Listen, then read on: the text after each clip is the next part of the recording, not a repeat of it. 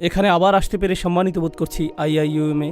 এই সংক্ষিপ্ত খুতবায় আমি কিছু কথা স্মরণ করিয়ে দিতে চাই একটা সূরা সম্পর্কে, যা নিয়ে আমি গত 1 মাস ধরে চিন্তাভাবনা করছিলাম, অধ্যয়ন করছিলাম। এটা হলো সূরাতুল ইনসান। আর সূরাটির শুরুতে আল্লাহ প্রত্যেকটি মানুষকে একটি শক্তিশালী প্রশ্ন জিজ্ঞেস করছেন। আল্লাহর বাণী থেকে সর্বোচ্চ উপকার পেতে হলে, বিশেষ করে যখন তিনি উল্লেখ করছেন আল ইনসান, মানুষ, মানবজাতি নিয়ে বৃহত্তর পরিসরে চিন্তা করার পরিবর্তে বিলিয়ন বিলিয়ন মানুষ যে এই দুনিয়ায় বাস করছে, অতীতে যারা গত হয়ে গেছেন তাদের নিয়ে চিন্তা করার পরিবর্তে আমাদের প্রত্যেকের উচিত আমার নিজের সম্পর্কে চিন্তা করা, এমন আয়াত থেকে সর্বোচ্চ উপকার পেতে, যেখানে উল্লেখ করা হয়েছে আল ইনসান। তো এটি খুবই ব্যক্তিগত একটা মেসেজ, প্রত্যেকটি মানুষের চাহিদাকে সামনে রেখে মেসেজটি পাঠানো হয়েছে, বিশেষ করে আমাদের জন্য, কারণ সৌভাগ্যক্রমে আমরা সবাই বিশ্বাসী। তো আয়াতে মানুষ শব্দটি শোনার সাথে সাথে আমার উচিত আমার নিজের সম্পর্কে চিন্তা করা, আর আপনার উচিত আপনার নিজের সম্পর্কে চিন্তা করা। হাল আতা আলাল ইনসানি হিনুম মিনাদ দাহরি লাম ইয়াকুন শাইআম মাযকুরা। মানুষের উপর কি এমন একটা সময় অতিবাহিত হয়নি, সময়ের সীমাহীন সমুদ্র থেকে, আদ-দাহর, সময়ের সীমাহীন সমুদ্র থেকে এমন একটা ছোট্ট সময় কি অতিবাহিত হয়নি, যখন মানুষ এমন কিছু ছিল না যা নিয়ে কথা বলার মতো অবস্থা ছিল না, যার কথা উল্লেখ করার যোগ্য ছিল না, এবং এই অর্থটাও সে স্মরণযোগ্য কোনো বস্তু ছিল না।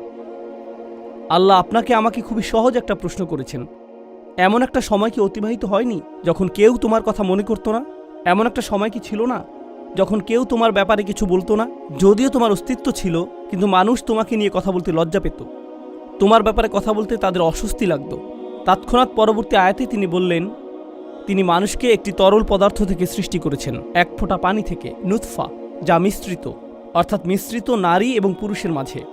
আল্লাহ এখন এমন কিছু নিয়ে কথা বলছেন, বীর্য নিয়ে, ডিম্ব নিয়ে, যা পরস্পর মিলিত হয় একজন নারীর গর্ভধারণ নিয়ে, যা নিয়ে কথা বলাটা অস্বস্তিকর এবং লজ্জাজনক।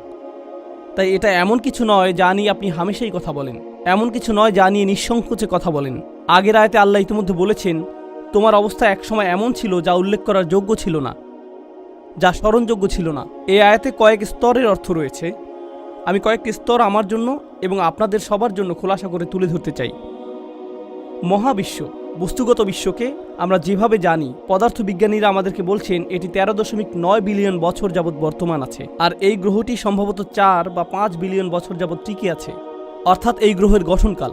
এই সমস্ত সময়ের সীমাহীন সমুদ্রগুলোতে আমাকে নিয়ে কোনো কথা হতো না, কোথাও আমার কোনো উল্লেখ ছিল না, আমার অস্তিত্ব ছিল না। এমনকি যখন এই মহাবিশ্ব বাস্তবে এলো, সীমাহীন পরিমাণ সময় পার হওয়ার পর এই গ্রহে যখন মানবজাতির বসবাস শুরু হলো, মানব ইতিহাসের বৃহত্তর অংশটি ইতিমধ্যে পার হয়ে গেছে, আর সেই ইতিহাসের কেউই জানতো না আমি কে, আমার কথা কেউই কখনো মনে করেনি, আমার নাম কখনো উল্লেখ করা হয়নি। আপনি ইতিহাস সম্পর্কে অধ্যয়ন করতে পারেন, আর ওই মানুষগুলো প্রাসঙ্গিক, একমাত্র যার কোনো প্রাসঙ্গিকতা নেই সে হলো আপনি। আর ওই মানুষগুলো প্রাসঙ্গিক, একমাত্র যার কোনো প্রাসঙ্গিকতা নেই সে হলো আপনি, আমি। কিন্তু তাদের কাছে আমাদের অস্তিত্ব ছিল না। এই কথাগুলো মনে করিয়ে দিয়ে আল্লাহ বলছেন, অধিকাংশ সময় ইতিমধ্যে অতিক্রান্ত হয়ে গেছে যখন আপনি আর আমি সম্পূর্ণ অপ্রাসঙ্গিক ছিলাম, আমরা গল্পের অংশ ছিলাম না। আল্লাহ এই উপায়ে আমাদের মনে করিয়ে দিচ্ছেন, সামান্য যে কিছু সময়কাল আমরা বর্তমান থাকি, আমাদের মায়ের গর্ভ থেকে দুনিয়াতে আসার পর, বস্তুত আমার মা যখন আমাকে গর্ভে ধারণ করেছিলেন শুরুতে, তার কোনো ধারণাই ছিল না যে আমি তার পেটের ভেতর। মাররাত বিহি, সে বাচ্চাকে নিয়ে চলাফেরা করতে থাকলো, সে জানেও না।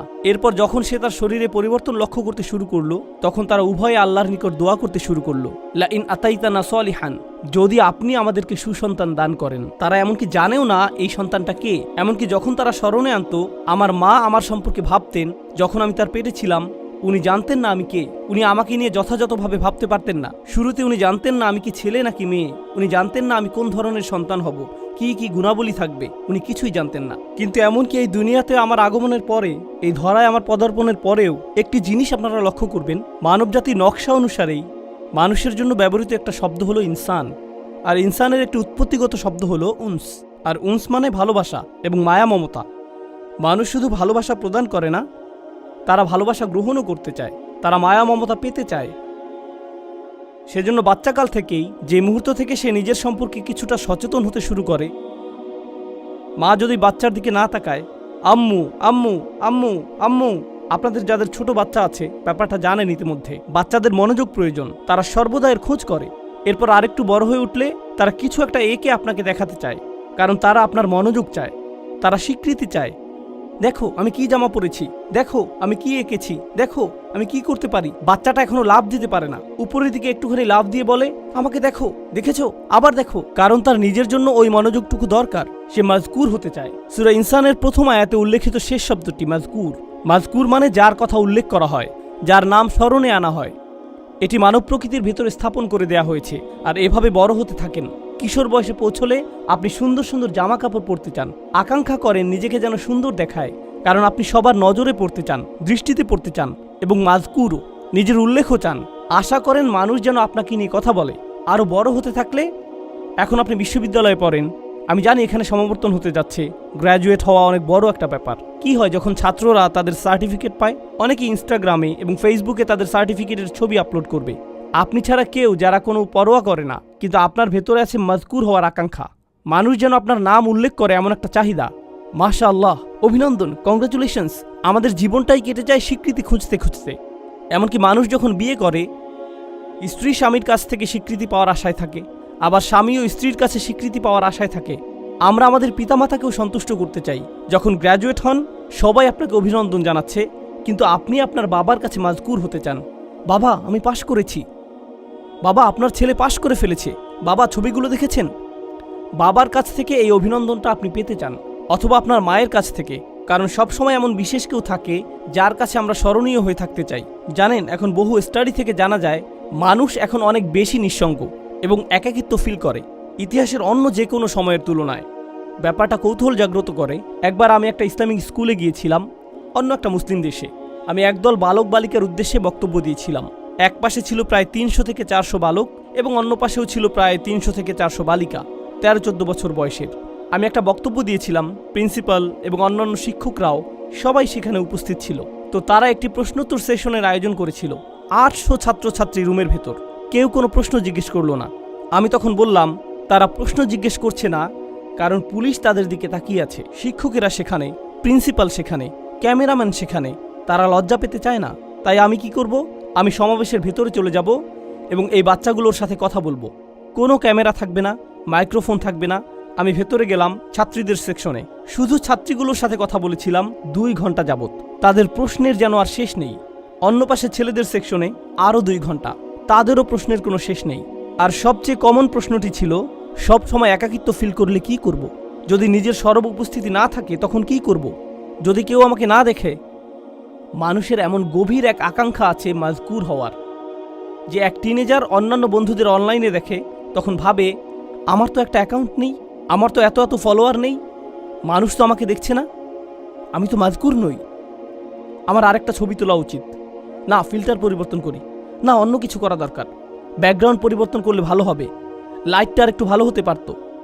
এরপর পোস্ট করে, কেউ একজন হার্ট ইমোজি দিল, কেউ একজন লাইক দিবে, আমি মাজকুর। যাক, আমার এখন উপস্থিতি আছে। আর যদি পোস্ট না করেন, যদি এক টুকরা পিজার ছবি পোস্ট না করেন, কোথায় দাঁড়িয়ে আছেন সেই ছবি, কোথায় দাঁড়িয়ে আছেন সেই ছবি, কোন পার্কে আছেন, আবু জেহেলের কোন উইজডম বা কোনো কিছু একটা, যদি এটা পোস্ট না করেন, তখন হঠাৎ মনে হয় আমি যে জীবিত আছি এটাও তো কেউ জানে না। তখন হয়ে পড়েন গায়রে মাজকুর, অনুল্লেখযোগ্য। যতকাল যাবৎ মহাবিশ্বের অস্তিত্ব আছে তার অধিকাংশ সময় জুড়ে, এবং যতকাল যাবৎ মানুষের অস্তিত্ব আছে, আপনি ছিলেন গায়রে মাজকুর। আর এমন একটি সময় দ্রুতই ঘনিয়ে আসছে যখন আপনি আর আমি কবরে শায়িত হব, আর কিছু মানুষ আমাদের কথা মনে রাখবে এবং তারা আমাদের জন্য কাঁদবে। এরপর সময়ের পরিক্রমায় আমরা আবার গায়রে মাজকুর হয়ে যাব। আমরা বিখ্যাত মানুষদের কথা মনে রাখি, আমরা ইসলামের ইতিহাসের বিখ্যাত আলেমদের কথা স্মরণ করি। আমরা স্মরণ করি যেমন ইমাম শাফিঈর কথা রাহিমাহুল্লাহ, বা ইমাম আবু হানিফার কথা রাহিমাহুল্লাহ। কিন্তু তাদের তো বড় পরিবার ছিল, কেউ তো তাদের পরিবারের কথা স্মরণে আনে না। তাদের অনেকেই আমাদের নিকট এখন অদৃশ্য। আমরা শাসকদের কথা মনে করি না, সেই সময়ের সম্পদশালীদের কথাও আমরা মনে করি না। আমরা ভালো চেহারার মানুষদের কথাও স্মরণে আনি না, আমরা জনপ্রিয়দের কথাও স্মরণে আনি না। বিখ্যাত মানুষদের কথা অথবা তাদের কর্মের কথা আমরা স্মরণে আনি না। তারা বিস্মরণের অতল গহ্বরে তলিয়ে গেছে, তারা আবার অপ্রাসঙ্গিক হয়ে পড়েছে। আর আল্লাহ আমাকে আপনাকে শিক্ষা দিচ্ছেন, তোমরা এই জিনিসের পেছনে ছুটে চলছো প্রাসঙ্গিক হতে, স্মরণযোগ্য হতে, আলোচিত হতে, ফলোয়ারদের সাথে যুক্ত হতে। এই জিনিসটাই ছিল তোমার সবচেয়ে কামনীয়, কিন্তু তোমাকে তো মূলত গায়রে মাজকুর হিসাবে সৃষ্টি করা হয়েছে। খুব শীঘ্রই তুমি আবারও গায়রে মাজকুর হয়ে পড়বে। তারা পুনরায় অপ্রাসঙ্গিক অবস্থায় প্রত্যাবর্তন করবে। চিত্রটা খুবই নিরাশাজনক। কেউ আমার কথা মনে করবে না, কেউ আমাকে জানবে না। প্রসঙ্গত এমনকি যেসব মানুষরা আল্লাহকে বিশ্বাস করে না তারাও স্মরণীয় হয়ে থাকার চাহিদা অনুভব করে। তাই দেখবেন বিলিয়ন বিলিয়ন ডলারের মালিকেরা যারা কোনো কিছুতে বিশ্বাস করে না, তারা কোনো ধর্মে বিশ্বাস করে না, আর তারা মৃত্যুর সময় খুবই বৃদ্ধ, মৃত্যুর সময় তারা নিজেদের সম্পদ কোনো হাসপাতালে দান করে যায় বা কোনো দাতব্য সংস্থায় দান করে দেয়, কিন্তু সাথে একটা শর্ত আরোপ করে, বিল্ডিংয়ের গায়ে যেন আমার নাম লেখা থাকে, বা আমার একটা মূর্তি তৈরি করবে আর বিল্ডিংয়ের প্রবেশ পথে ওটা রেখে দিবে। কারণ যদিও আমার অস্তিত্ব না থাকে, আমার স্মৃতি যেন বেঁচে থাকে। আমাকে তবু মাজকুর হতে হবে যদিও আমার অস্তিত্ব না থাকে। এটি এমন কিছু যা তাদের হৃদয়ের গহীনে স্থাপন করে দেওয়া হয়েছে। কিন্তু এই যে আকাঙ্ক্ষা, আল্লাহ একটি বাচ্চার ভেতরে এটি রেখেছেন, শিশুটির মনোযোগ পাওয়ার আকাঙ্ক্ষা, বা যে আকাঙ্ক্ষাটা আল্লাহ মানুষের ভেতরে রেখে দিয়েছেন, যা মাল্টি বিলিয়নিয়ার ডলারের সোশ্যাল মিডিয়া ইন্ডাস্ট্রির মূল চালিকা শক্তি। মানুষ যদি অন্যের মনোযোগ না চাইতো, সোশ্যাল মিডিয়ার জন্ম হতো না, এর অস্তিত্ব থাকতো না। এগুলো শয়তানি কোনো মেশিন না, এগুলো শুধু আমাদের আকাঙ্ক্ষাগুলো খেয়েই বেঁচে আছে। আমাদের এই আকাঙ্ক্ষাগুলো থাকার কারণেই এগুলো এদের মতো করে কাজ করতে পারছে। এগুলো আমাদের কার্যকলাপ খেয়েই টিকে আছে। ব্যাপারটা হলো, আল্লাহ কেন এই চাহিদাটা আমাদের ভেতরে রেখেছেন? এর উদ্দেশ্যটা কি? আমি কেন সর্বদা স্বীকৃতির অন্বেষণে থাকি? কেন এমন মনে হয়? কেন আমার ভিতরটা শূন্য মনে হয় যদি স্বীকৃতি না পাই? জানেন, আমি কিছু একটা ফিল করি। যদি মনে হয় আমার কোনো উল্লেখ নেই, কেমন যেন ফাঁকা ফাঁকা অনুভূত হয়। আর আল্লাহ নিজেই এই ব্যাপারটা বর্ণনা করেছেন পরের আয়াতগুলোতে। তিনি বলেন, ইন্না হাদাইনাহু সাবিলা ইম্মা শাকিরা ওয়া ইম্মা কাফুরা। আমি তাকে পথ দেখিয়েছি, একটা পথ। আল্লাহ প্রতিটি মানুষের ভেতরে প্রোগ্রাম করে দিয়েছেন যে তারা এই জীবনে একটি সফরে আছে। এখন এই সফরের একটি অংশ হলো, উপলব্ধি করেন বা না করেন, আপনি সেই সফরে এমনিতে আছেন। ইন্নাকা কাদিহুন ইলা রব্বিকা কাদহান ফামুলাকিহি। প্রতিটি দিন অতিক্রান্ত হয়ে যাচ্ছে। জীবন একটি সফর। প্রতিটি মানুষ মৃত্যুর দিকে এক পা দু পা করে এগিয়ে যাচ্ছে। আমাদের প্রত্যেক দিন আগের দিনের চেয়ে মৃত্যুর আরেকটু নিকটে। সেই ভ্রমণ স্বয়ংক্রিয়ভাবে এগিয়ে চলছে। এখানে আমার আপনার কোনো নিয়ন্ত্রণ নেই। আল্লাহ ইতোমধ্যে এটা ঠিক করে দিয়েছেন। কিন্তু এছাড়াও রয়েছে আরেকটি সফর। আমার জীবনের সফর নয়, বরং আমার হৃদয়ের ভেতরের এবং আমার মস্তিষ্কের ভেতরের সফর। আল্লাহ চান আমরা যেন আল্লাহর দিকে প্রত্যাবর্তন করার একটা সফর করি। আমরা আল্লাহর কাছ থেকে এসেছি, আমরা আল্লাহর জন্য। আর আল্লাহ চান আমরা যেন ইচ্ছে করেই আল্লাহর পথের দিকে ফেরার একটা সংকল্প করি, আমাদের মাথায়, আমাদের অন্তরে। কিন্তু আমাদের মন অন্য কারো কাছ থেকে স্বীকৃতি পাওয়ার নেশায় বুঁদ হয়ে আছে। এটা অন্য মানুষদের কাছে গ্রহণযোগ্যতা পেতে চায়। কিন্তু আল্লাহ চান আমাদের হৃদয় এবং মস্তিষ্ক যেন সবার আগে আল্লাহর কাছে স্বীকৃতি খোঁজে। আল্লাহর কাছে স্বীকৃতি খোঁজে। আমার রব কি আমার প্রতি খুশি? আমার রব কি আমার ভালো কাজটির দিকে তাকিয়ে খুশি হয়েছেন?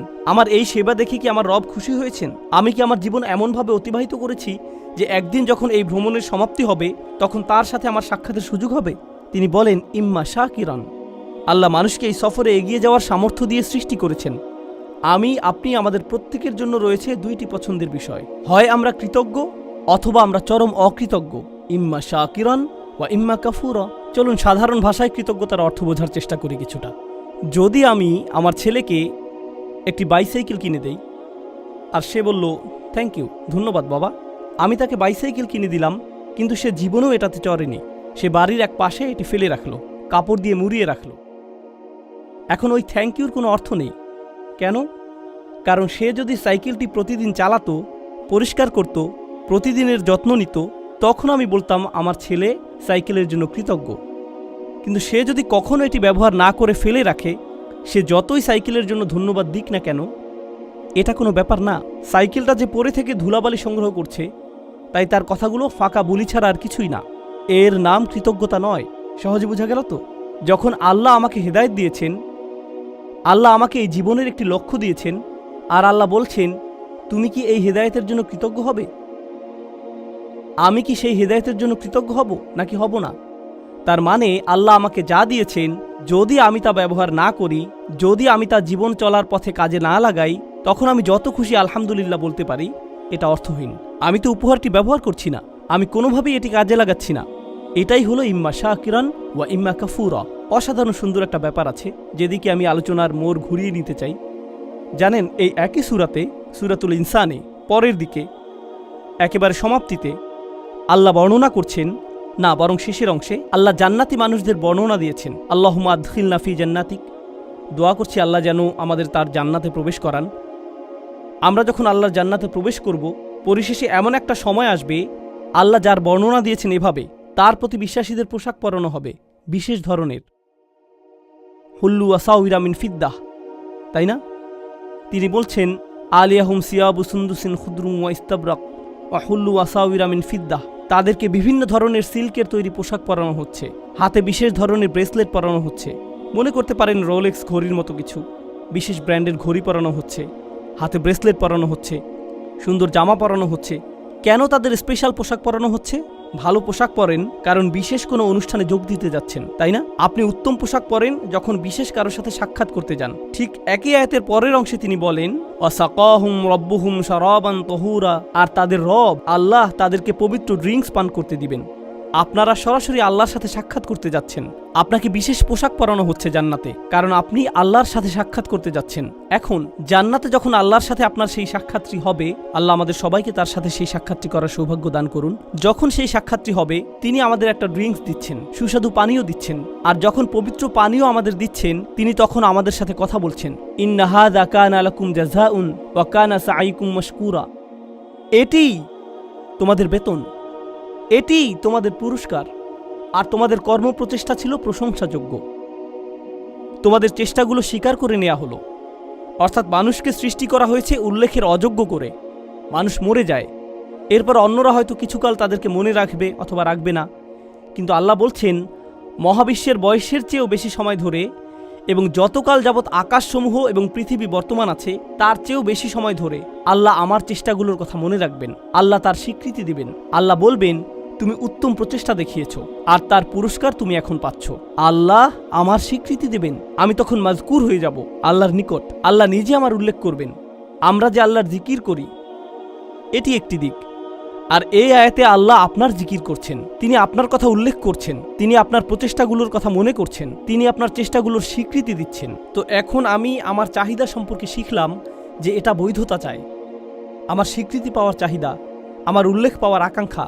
আল্লাহ যে পিপাসা আমার ভিতরে স্থাপন করে দিয়েছেন, আর কোনো মানুষ সে তৃষ্ণা কখনো মেটাতে পারবে না। যখন অন্য কারো মনোযোগ চাইবেন বা অন্য কারো স্বীকৃতি চাইবেন, আপনি সর্বদা হতাশ হবেন। এরপর উপলব্ধি করবেন, যদি আপনি সত্যি কৃতজ্ঞ হন, যদি প্রকৃত শুকরগুজারি হন, তখন আপনি শুধু আল্লাহর কাছ থেকে স্বীকৃতি খুঁজবেন, শুধুই তার কাছে। এটাই আপনার জন্য যথেষ্ট। আর যখন তা যথেষ্ট হবে, জান্নাতে আল্লাহ বলবেন, এই যে তোমার স্বীকৃতি। এটা সেই একই সূরা। প্রসঙ্গত, যখন আমরা অন্যদের জন্য মঙ্গলজনক কিছু করব, ইউতঈমুনা আত-তাআম, তারা অন্যদের আহার করায়, আল্লাহ বলেন, ইন্নামা নুতঈমু লিওয়াজহিল্লাহি লা নুরিদু মিনকুম জাযাআন ওয়ালা শাকুরা। এমনকি যখন আপনি অন্যদের জন্য ভালো কিছু করেন, আপনি তাদের নিকট প্রশংসা খোঁজেন না, আপনি থ্যাংক ইউ খোঁজেন না, আপনি তাদের কাছে স্বীকৃতি খোঁজেন না। এই কথা আপনি নিজেকে মনে করিয়ে দেন এবং তাদেরকেও। আমি আপনাদের কাছে কিছুই চাই না, আমি শুধু আল্লাহর সামনে কিছু নিয়ে দাঁড়াতে চাই। আমি শুধু চাই আল্লাহ দেখুক আমি কি করেছি। আমি শুধু চাই আল্লাহ যেন আমার এই কাজে খুশি হন। এটাই আমার সমস্ত চাওয়া। আর এই শিক্ষাটি আল্লাহ আমাদেরকে এই সুন্দর সূরার একেবারে কেন্দ্রে প্রদান করেছেন, স্মরণীয় হওয়ার প্রশ্নের মাধ্যমে। আমাদের তাদের অন্তর্ভুক্ত হওয়া যারা আল্লাহর প্রতি কৃতজ্ঞ, আল্লাহর প্রতি কৃতজ্ঞতার জিন্দেগি যাপন করা। একদিন এমন বিষয়ে পরিগণিত হবে, আমাদের তাদের অন্তর্ভুক্ত হওয়া যারা আল্লাহর প্রতি কৃতজ্ঞ, আল্লাহর প্রতি কৃতজ্ঞতার জিন্দেগি যাপন করা একদিন এমন বিষয়ে পরিগণিত হবে যখন আল্লাহ আমাদেরকে স্বীকৃতি দেবেন। ঠিক এই ভ্রমণটি এখানে ঘটেছে। এই সূরার একেবারে শুরুতে আপনারা দেখবেন আল্লাহ উল্লেখ করছেন, আমরা আমাদের মায়ের গর্ভে ছিলাম। আর মায়ের পেটকে বলা হয় রাহাম, গর্ভকে বলা হয় রাহাম। আর সূরার সমাপ্তিতে আল্লাহ বলেন, ইউদখিলু মাইয়াশাউ ফি রাহমাতিহি। তো তিনি আশারা ইলা রহমা ফিল বিদায়া, তিনি রহমের দিকে ইঙ্গিত করলেন, তিনি রহমের দিকে ইঙ্গিত করলেন সূরার সূচনাতে। আর উপসংহারে তিনি বললেন, তিনি যাকে চান তার রহমাতে প্রবেশ করান, অর্থাৎ তার জান্নাতে।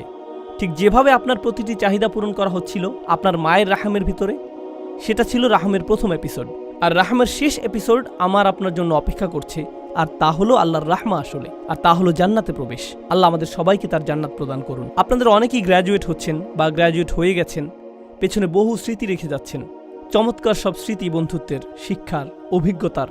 এই ভার্সিটিতে, এই স্থানে, এই ধরনের স্থানগুলো একসময় নিজের কাছে নিজের বাড়ির মতো মনে হয়, আমার অবিচ্ছেদ্য অংশে পরিণত হয়। এরপর কয়েক বছর পার হওয়ার পরে আপনার তখন চাকরি থাকবে, বিয়ে করবেন, ব্যস্ত হয়ে পড়বেন, আরও কত কিছুতে।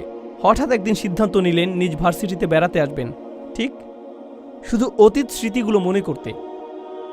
আবার ভার্সিটিতে ঘুরতে এলেন, তখন লক্ষ্য করেছেন দেয়ালগুলো আগের মতোই আছে, রাইট? রেস্টুরেন্টটাও আগের মতোই, বন্ধুদের সাথে যে জায়গাগুলোতে আড্ডা দিতেন তাও আগের মতোই আছে, অজুর জায়গাটাও একটুও বদলায়নি। কিন্তু আশেপাশের সবগুলো মুখ অপরিচিত, কেউ আপনাকে চেনে না। সবকিছুই আগের মতো সুন্দর, কিন্তু আমার জন্য নয়, এখন এগুলো অন্যদের জন্য। আপনাকে সম্পূর্ণরূপে সরিয়ে ফেলা হয়েছে। আপনি আর এখানে মাজকুর নন। এমনকি এই ধারণা যা আর কখনো ফিরে পাই না। শিক্ষকের হয়তো আপনার কথা স্মরণে আনতে বহু কষ্ট হয়। তাকিয়ে বলে, তুমি আমার ক্লাসে ছিলে, রাইট? আমি ভেবেছিলাম আমি আপনার সেরা ছাত্র। না, আমার এরকম বহু সেরা ছাত্র আছে। তুমি অতটা সেরা নও। আপনার নাম এভাবে মানুষ ভুলে যাবে। তাই আমাকে আপনাকে একটা সিদ্ধান্ত নিতে হবে। ভার্সিটি ছেড়ে যাওয়ার এই ক্ষণে, গ্র্যাজুয়েট হওয়ার এই মুহূর্তে তোমরা হয়তো চাকরি নিয়ে ভাবছো, একটি কেরিয়ার নিয়ে ভাবছো, তোমার জীবনের পরবর্তী চ্যাপ্টার নিয়ে ভাবছো। জীবনের এরকম প্রতিটি চ্যাপ্টারের একটা টাইটেল থাকতে হবে। আল্লাহ কিভাবে আমার জীবনের এই চ্যাপ্টারের কথা মনে রাখবেন? তিনি কিভাবে মনে রাখবেন? আমি জানি যখন একটা চাকরি পেতে যাচ্ছেন তখন আমার মা কি বলবে, আমার বাবা কি বলবে, মানুষ কি বলবে, কত টাকা বেতন পাবো, অ্যাপার্টমেন্ট কোথায় পাবো, আমি কি অমুক জিনিসটি পাচ্ছি, তমুক জিনিসটি পাচ্ছি। আপনার মাথায় সমস্ত প্রশ্ন এসে জড়ো হয়, প্রেস্টিজ নিয়ে, স্বীকৃতি নিয়ে এবং সমাজে মাজকুর হওয়া নিয়ে। প্রথমে সবকিছুর উপর যদি এই প্রশ্নটি রাখতে পারেন, আল্লাহ কিভাবে এর কথা মনে রাখবেন? আমি কোন ধরনের প্রভাব পেছনে রেখে যাচ্ছি? আমি কি এমন কিছু রেখে যাচ্ছি যার কারণে আল্লাহ আমার কথা মনে রাখবেন? যদি এমন কিছু করেছি তাহলে আমি সফল হয়েছি। আমি শেষ এই বিষয়টা চিন্তা করার জন্য রেখে যাচ্ছি। আমরা এখন এই ধারণায় এতটাই আচ্ছন্ন যে মানুষ যদি আপনার সফলতা না দেখে তাহলে আপনি সফল নন। মানুষের চোখে আপনার সফলতা দৃশ্যমান না হলে আপনি সফল নন, তাই তো? এখন কেউ একজন এসে আমাকে বলতে পারে, এই ভাই, আপনি তো দারুণ সফল, কিভাবে এত সফল হলেন? তখন আমি জিজ্ঞেস করলাম, আচ্ছা কিভাবে বুঝলেন আমি সফল? আমার সফলতাটা কি? ও, আপনার যে বিশাল সংখ্যক ফলোয়ার আছে, লক্ষ লক্ষ মানুষ আপনার ভিডিও দেখে, এজন্য আপনি সফল। তখন আমি বলি, সুবহানাল্লাহ, আমরা কোরআন থেকে কত দূরে সরে এসেছি। আমাদের চিন্তা ভাবনা কোরআন থেকে কত দূরে। জানেন তো, নূহ আলাইহিস সালামের প্রায় কোনো ফলোয়ারই ছিল না, তার অত অনুসারী ছিল না, আর বিশাল এক সময় ধরে তার কোনো অনুসারীই ছিল না। বস্তুত আপনি যদি নূহ আলাইহিস সালাম সম্পর্কে জিজ্ঞেস করেন, তার নিজের অঞ্চলে মানুষ তাকে নিয়ে উপহাস করত। ওই বৃদ্ধ মানুষটা, সে তো একটা পাগল। এই ধরনের কটু কথা তিনি শত শত বছর ধরে শুনে আসছিলেন। আর একমাত্র যিনি তার সেই যন্ত্রণাগুলোর কথা মনে রেখেছেন, কোনো ঐতিহাসিক সেই সংগ্রামের কথা লিখে রাখেননি, যার কোনো নথিপত্র বর্তমান নেই। ভাবছেন কিছু মানুষ নূহ আলাইহিস সালামের জীবনী লিখে রেখেছিল যেন মানুষ তার কথা মনে রাখতে পারে? না না না, আল্লাহ এটা রেকর্ড রেখেছেন, আর আল্লাহ তাকে মাজকুর বানিয়েছেন। ইব্রাহিম আলাইহিস সালাম মক্কার মরুভূমিতে একা একা দোয়া করছিলেন, ও আল্লাহ, এই ঘরটিকে একটা শান্তিপূর্ণ স্থানে পরিণত করুন এবং মানুষের অন্তরে ভালোবাসা তৈরি করে দিন এই ঘরের প্রতি। ফাজআল আফইদাতাম মিনান নাসি তাহওয়ি ইলাইহিম। তখন কোনো ভিডিও ক্যামেরা ছিল না, কোনো লাইভ স্ট্রিমিং ছিল না, এরকম কিছু ঘটেনি। কেউ সেখানে ছিল না, শুধু একজন মানুষ মরুভূমিতে, শুধু তিনি আর তার রব কথা বলছিলেন। তিনি কোনো রাজা ছিলেন না, তিনি সম্পদশালী কোনো ব্যক্তি ছিলেন না, তার কোনো লিপিকার ছিল না যে আগামী দিনের জন্য এই ইতিহাসগুলো লিখে রাখবে। জানেন, মিশরীয় প্রাচীন প্রাসাদগুলোতে রাজাদের ঐতিহাসিক চিত্র, তাদের ফরমানসমূহ এবং দেয়ালগুলোতে প্রচুর লিখনি পাওয়া গিয়েছে। আমরা কিন্তু ওই লেখকদের নামও জানি না। আমরা শুধু জানি তারা কিছু মানুষকে অর্থ করে দিয়েছিল ওই দেয়াল লিখনের জন্য। কেউ তো ইব্রাহিম আলাইহিস সালামের জন্য কিছু লিখে রাখেনি। তবুও আজকের দিনেও আমরা ইব্রাহিম আলাইহিস সালামের জিকির করছি। প্রতি বছর হজের সময় আমরা তার কর্মবহুল ও বর্ণাঢ্য জীবনের কথা স্মরণ করছি। আর আমরা আমাদের সমগ্র দিনকে বলি মিল্লাতা আবিকুম ইব্রাহিম। আমি কি বোঝাতে চাচ্ছি? মানুষকে গায়রে মাজকুর হিসেবে সৃষ্টি করা হয়েছে। ইতিহাসের অধিকাংশ সময় জুড়ে আমাদেরকে অস্মরণীয় করে রাখা হয়েছে। হ্যাঁ, আমরা অতিশয় সামান্য কিছু সময় এই দুনিয়াতে বেঁচে থাকি, সেই সময়ের পরে আমরা গায়রে মাজকুর হয়ে পড়তে পারি। আপনি হয়তো এই বিশ্ববিদ্যালয়ে গায়রে মাজকুর হয়ে পড়তে পারেন পরের বছরই। তো এটাই আমার আপনার জীবনের বাস্তবতা। আপনি যদিও কারো প্রচুর উপকার করেন, বছরখানেক পরেই সে ভুলে যেতে পারে তুমি আমার জন্য কি করেছো। শুধুমাত্র একজনের কাছে আপনি চিরকালের জন্য মাজকুর থাকবেন, আর তিনি হলেন আল্লাহ আজ্জা ওয়া জাল্লা। তাই আল্লাহ তাআলা বলছেন, আল ইয়াওমা নানসাকুম কামা নাসিতুম লিকা ইয়াউমিকুম হাদা। কিছু মানুষকে সেদিন তিনি বলবেন, আজ আমি তোমাদেরকে ভুলে যাব, আজ আমি তোমাদেরকে ভুলে যাব, যেমন করে তোমরা এই দিনের সাক্ষাৎকে ভুলে গিয়েছিলে। এখন পছন্দ আমাদের। আমরা কি তাদের অন্তর্ভুক্ত হতে চাই আল্লাহ যাদেরকে ভুলে যাবেন কিন্তু মানুষ মনে রাখবে, নাকি আমরা তাদের অন্তর্ভুক্ত হতে চাই আল্লাহ যাদের কথা মনে রাখবেন আর মানুষ তাদের মনে রাখুক বা না রাখুক তাতে কিছু যায় আসে না। বারাকাল্লাহু লি ওয়া লাকুম ফিল কুরআনিল হাকিম ওয়া নাফা'নি ওয়া ইয়্যাকুম বিল আয়াতি ওয়া যিকরিল হাকিম।